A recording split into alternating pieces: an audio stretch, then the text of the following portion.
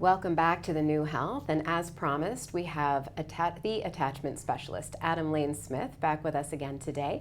Welcome back, Adam. It's always fun to be here, thank you. I'm so glad you're here. It's always such a good time. So we did have a lot of questions last time we were talking about how the anxious attached person can communicate with the avoidant attached person. So we had a lot of questions about what about the avoidant? What about the avoidant person and their communication with the anxious attached person in relationship? And I want to say this is perfectly fair of you guys for asking this question. I do get that a lot of, look, as the anxious person, I have done so much for them. You have no idea how much I've given. I love them and I care for them and I give them everything I have, and I'm so exhausted. It feels like they've given me nothing in return. They've given me less than ever. Why do I have to give to them and they never give to me? And I want to tell you, you're right. They have to give to you. You have to build a mutually fulfilling relationship. Today, I promise you, we will talk about how they are supposed to communicate with you, because last week, Jessica, we talked about the avoidant person and their risk assessment language, their business language, and how the anxious person needs to go in, they need to knock on the office door and say, excuse me, can I get 5 minutes of your time? Here is a problem in our relationship that's currently existing. Let me show you the PowerPoint. Okay, this is the problem. It's currently decreasing on happiness and intimacy, but if we do these couple things, it will boost it this way. Here's why that's a benefit to us. Here's why it's a benefit to the relationship. Here's why it's a risk if we don't. Here's a solution I propose. Are you willing to invest in this with this time? And yes, I am. Excellent. Let's do this. And that soothes the avoidant person. It brings them in, but it sounds exhausting. It sounds soulless. It sounds completely disgusting sometimes to anxiously attached people. They don't communicate with that risk assessment language. They communicate with an emotional language. And you've probably met people who communicate more emotionally. Mm-hmm, yes. Yeah, and I bet people at home have as well. What is emotional language then? Emotional language is more things like that. When you say, Jessica, I'm not going to leave you. Jessica, you mean a great deal to me. I will always do what is right for you. I promise you. I will always have your back. This is more of an emotional language. It's saying, I need to feel loved in our relationship. I need to feel loved. Is this the avoidant saying this? This is the anxious person saying this. The anxious saying this to the avoidant? Well, this is an emotional language. So many times avoidant people don't have this language because the anxious person says, I just need to hear that you're not going to leave me. And the avoidant person says, well, in the grand scheme of things, the odds are that I probably will. So, and that's a terrible feeling to have that experience. So the risk assessment language is not soothing for the nervous system. It does prevent spikes in the nervous system, but it doesn't soothe the nervous system, if that's the difference. So risk assessment language prevents spikes. Emotional language brings down the cortisol levels and calms. So I need to feel loved in our relationship. This is perfectly valid to say this, but you have to make it measurable. Okay, I need to feel loved in our relationship. Now, here's 2 things that help me feel loved, and here's how often I need them. Is this something that we can do? This is an emotional language. Avoidant people need to learn to speak this emotional language. Okay, it's hard for them because it feels like lying, and that's actually why they don't do it, because it feels like lying. Hey, you know what? I just need to hear that you love me. Well, I feel positively when you're in my presence. I don't necessarily know what love maybe feels like, and I'm afraid to say it because then you will assume that I will always love you, and that might hurt you in the long run. So I like you very much and you're special. That's not what I need to hear. Mm-hmm. Well, please tell me you'll never cheat on me. Well, that's really hard to promise because I'm only 35 years old and I could live for 60 years. And what if I make a poor decision and I have violated my promise? Well, I cannot promise that I will never cheat on you. And no, you need to be able to say, you know what? I will do everything in my human power to make sure that I am never unfaithful to you. That is enough. That is close enough to an emotional language to be able to say that. Avoidant people need to understand that even just reassuring them you will do your best, that you are going to operate with the best information that you have. I will make sure that I am not going to hurt you. And if it ever does happen, and you can give that context, if it ever does happen, I will work with you to make it better. Now that's an emotional language that an anxious person can understand.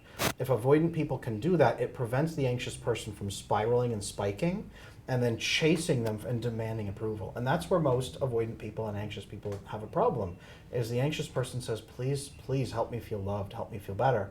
And the avoidant person says, I have no idea how to do that, and it sounds really risky, and I don't want to lie to you.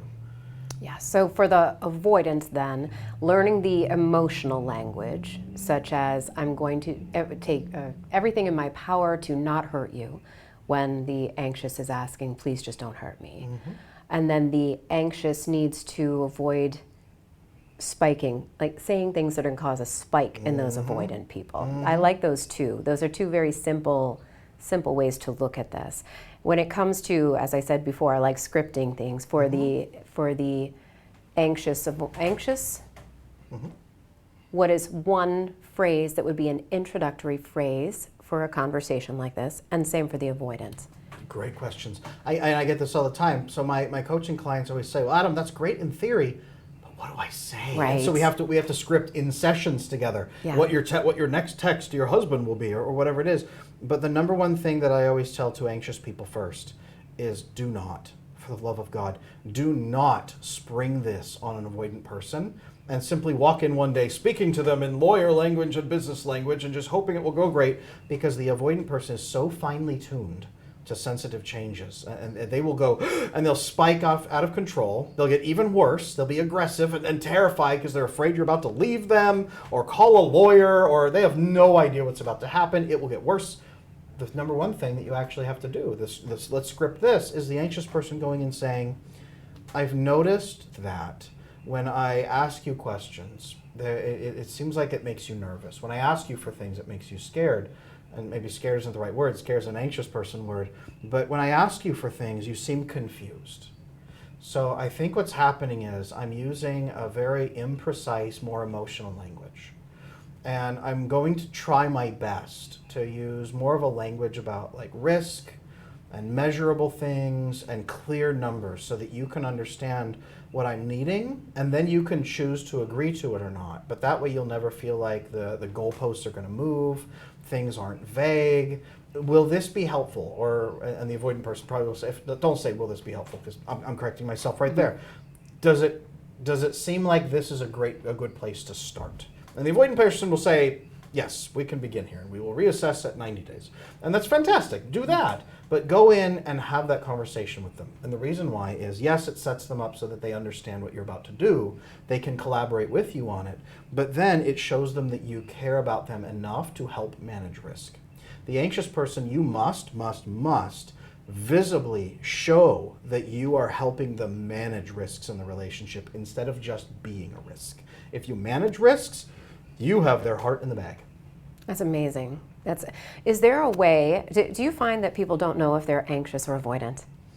They usually are confused when they go look at other creators or people that are out there just kind of talking about it. And they come to me and I say, here's the test. Do you think that you are the problem and you are an unlovable piece of slime?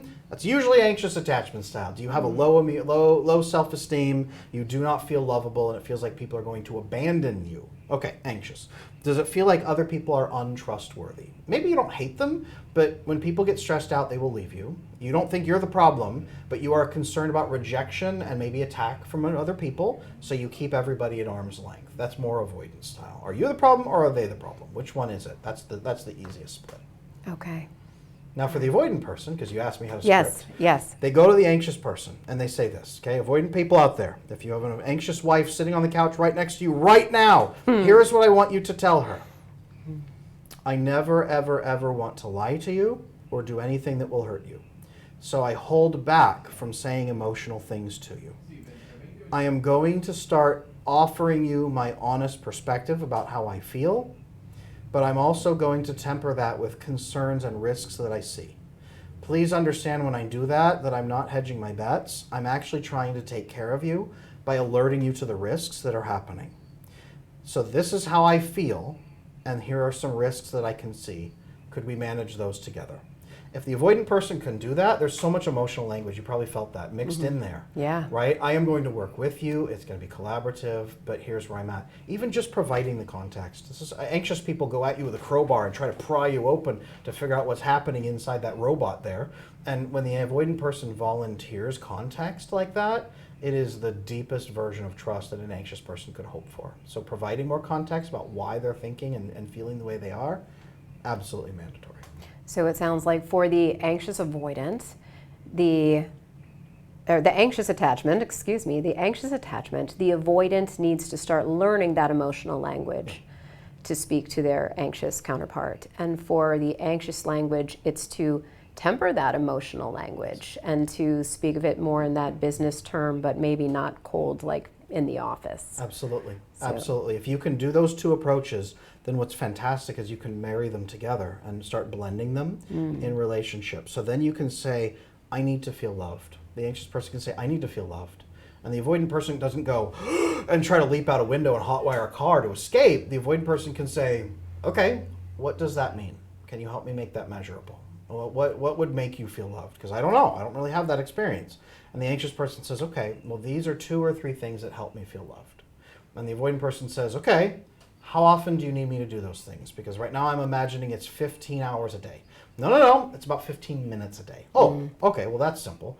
Why is that important to you? Help me understand why that makes you feel cared for. Well, these, and this, and this. Okay, what do you think will happen if we do that for the relationship? Oh, well, this and this, more sex, better sex, we'll be happy, everything will be incredible. Wow, that sounds like a pretty smart investment. Yes, I am happy to help you feel loved. That makes perfect sense to me. Please show me how to do that. I can do it in the next 15 minutes. That's amazing. If you can build that, done. That's great. So, and then an intro conversation, I'm presuming, would be something like, hey, do you have a little time I'd like to speak with you about? You could say this to even our people that are in the audience now. I'd love to have a conversation with you about our attachment styles. I'm just curious to learn more about you and about where I am and see how we can communicate better. If your partner is open to learning about attachment, absolutely. So if you're both watching this together, that is a great opportunity. One caveat to that is if they're avoidant and they haven't learned about attachment yet, you are now diagnosing them, saying something's wrong with them, and saying that they have to stop surviving to just try to just buckle down and feel feelings instead. So that's a great opportunity right there. If you guys are watching together, if you're not, instead say, I would love for us to talk about a way that we can relate better to each other, be more honest with each other, and then build a great relationship going forward that can be sustainable and fulfilling for both of us. If you can use that language, emotional and logical at the same time, both sides love that. That's perfect. Thank you so much, Adam, for being with us again this week. Join us again next week when Adam comes back to speak with us more about attachment styles. And we'll be back after these messages with our next guest.